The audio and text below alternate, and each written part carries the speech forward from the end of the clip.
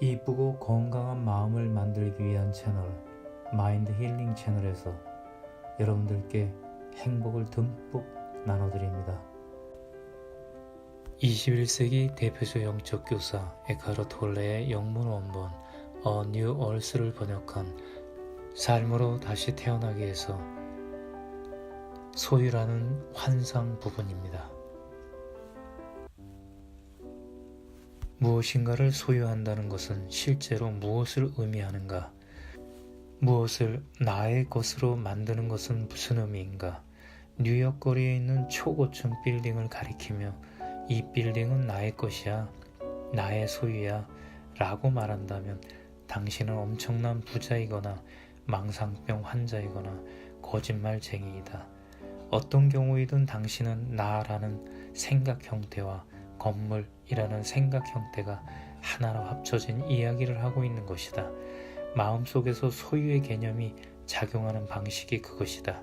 모든 사람이 당신의 이야기에 동의한다면 소유를 증명하는 서류가 존재할 것이다. 당신은 큰 부자이다.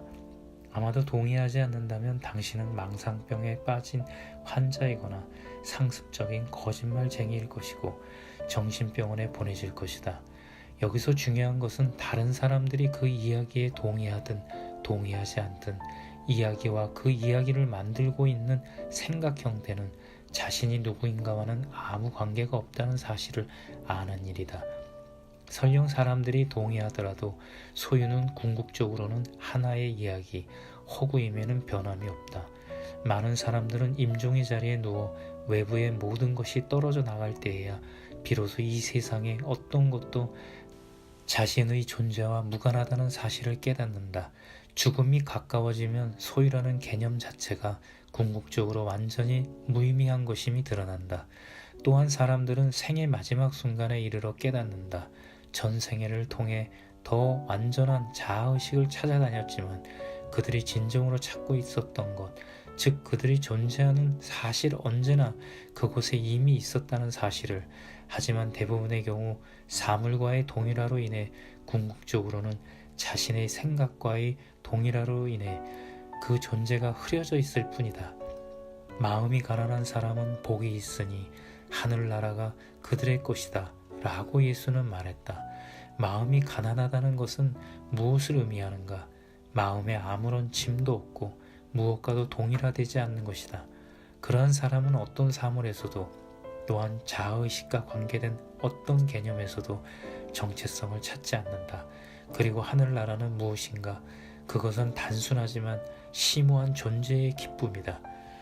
그 기쁨은 무엇과 동일화되는 것을 멈추고 마음이 가난한 자가 되었을 때 찾아온다. 그러므로 동양에서든 서양에서든 오래전부터 영적 수행으로 모든 소유를 부정해왔다. 그러나 소유를 포기한다고 그것만으로 자동적으로 에고로부터 자유로워지는 것은 아니다. 에고는 그 즉시 자신의 생존을 지키기 위해 동일화될 또 다른 무엇인가를 찾을 것이다. 예를 들어 자신은 물질적 소유에 대한 관심을 초월한 위대한 사람이며 다른 사람보다 더 많이 영적이라는 정신적인 자기 이미지에서 정체성을 찾을 것이다. 모든 소유를 버렸지만 억만장자보다 더 큰 에고를 가진 사람들이 있다. 한 가지의 동일화를 벗어던지면 에고는 재빨리 다른 것을 찾아낸다.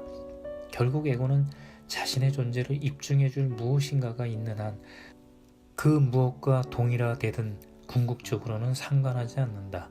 소비 문명을 비판하거나 사유재산에 반대하는 것도 소유와의 동일화를 대신하는 또 다른 생각 형태, 또 다른 정신적 입장이다. 그 동일화를 통해 자신은 옳고 다른 사람은 틀리게 만들 수 있다. 나중에 살펴보겠지만 자신은 옳고 다른 사람은 틀리게 만드는 것은 에고의 지배적인 마음의 주된 방식 중 하나이며 무의식의 주된 형태이다. 다시 말해 에고의 내용물은 변할 수 있지만 에고를 계속 살아있게 하는 마음 구조는 변하지 않는다. 인간의 무의식적인 가정 중 하나는 소유라는 허구를 통해 물건과 동일화되면 그 물건이 가지고 있는 것처럼 보이는 견고함과 연속성 덕분에 자신에게도 견고함과 연속성이 부여된다는 믿음이다.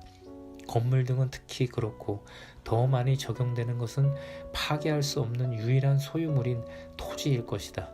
토지의 경우에는 소유라는 어리석음이 특히 드러난다.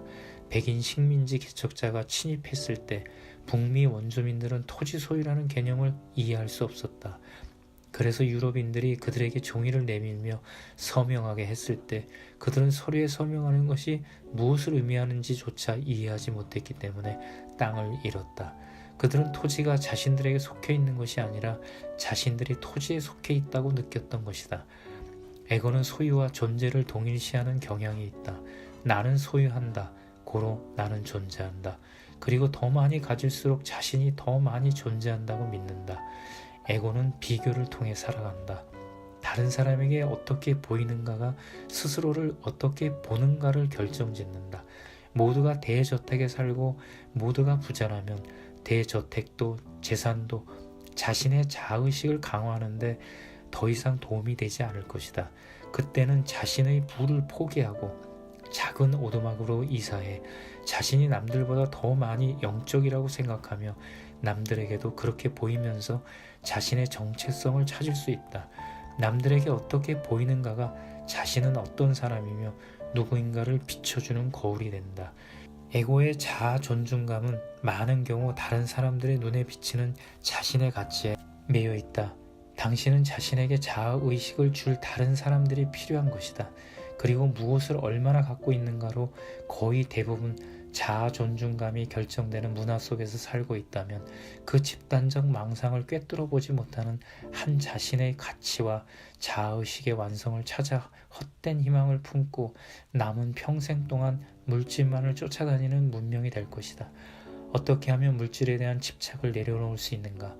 그런 것은 시도조차 하지 않는 것이 좋다. 그것은 불가능한 일이다. 물질 속에서 자신을 찾으려고 하지만 않는다면 물질에 대한 집착은 저절로 떨어져 나간다. 물질 속에서 자신을 찾으려고 하지만 않는다면 물질에 대한 집착은 저절로 떨어져 나간다. 그때까지는 자신이 물질에 집착하고 있음을 알아차리는 것만으로도 충분하다. 때로는 어떤 것을 잃거나 잃어버릴 위험에 처하기 전까지는 자신이 그것에 집착하고 있다는 것을, 즉 자신이 그것에 동일화되어 있다는 것을 모를 수가 있다. 잃어버릴까봐 화를 내거나 불안해한다면 당신이 그것에 집착하고 있다는 의미이다. 자신이 물질에 동일화되어 있음을 알아차리면 그 동일화는 더 이상 완전하지 않다. 집착이 있음을 알아차리는 그 알아차림이 바로 나 자신이다. 그것이 의식 변화의 시작이다. 소유라는 환상을 읽고 이런 생각을 해봤습니다. 우리는 오래전부터 돈을 벌면 제일 먼저 집을 장만하는 것을 목표로 삼고 사는 것을 사회에서 배워왔습니다.